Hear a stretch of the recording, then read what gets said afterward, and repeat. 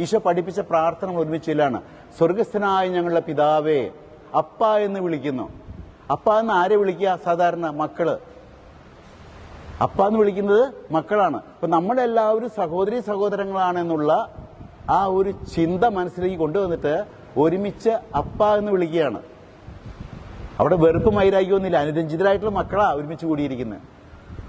അപ്പ എന്ന് വിളിക്കുന്നു. അവിടെ ഞാൻ ഒന്നുകൂടി കൂട്ടിച്ചേർക്കും, ക്രൈസ്തവര് മാത്രമല്ല ദൈവത്തിന്റെ മക്കള്, എല്ലാ അക്രൈസ്തവരും ജാതിക്കും മതത്തിനും അതീതമായിട്ട് എല്ലാവരെയും എന്റെ സഹോദരിയും സഹോദരനായിട്ട് കാണാൻ കഴിയുന്നൊരു കണ്ണ് നമുക്കുണ്ടാകണം. ആ മനോഭാവത്തിലായിരിക്കണം ഞാൻ കരങ്ങൾ ഉയർത്തി ആദ്യം അപ്പ എന്ന് വിളിക്കുന്നത്. സ്വർഗസ്ഥനായ ഞങ്ങളുടെ പിതാവേ, ഞങ്ങളുടെ പിതാവേ, അപ്പ എന്ന് വിളിച്ച് ഞങ്ങളൊക്കെ മക്കളാന്ന് സ്ഥിരീകരിക്കുകയാണ്. ഇപ്പൊ ജാതി ചിന്തകള്, വർഗീയ ചിന്തകള്, ഞാൻ സഹായം കൊടുക്കുന്നുണ്ടെങ്കിൽ ക്രിസ്ത്യാനിയാണ് നോക്കിയിട്ടല്ല കൊടുക്കണ്ടേ. അർഹതപ്പെട്ട ആരെയും ഞാൻ സഹായിക്കണം. എനിക്ക് ഹിന്ദു ഇല്ല, മുസ്ലിം ഇല്ല, ഒരു വ്യത്യാസമില്ല. ക്രിസ്ത്യാനി എന്ന് പറഞ്ഞാൽ വേർതിരിച്ച് മതിൽ കെട്ടി മാറ്റി നിർത്താനല്ല ഈശോ പറഞ്ഞിരിക്കുന്നത്.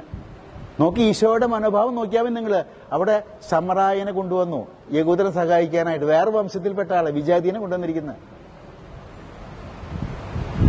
ഒരു വർഗീയ ചിന്തയും ക്രൈസ്തവന്റെ ഉള്ളിൽ കടന്നുകൂടാൻ പാടില്ല.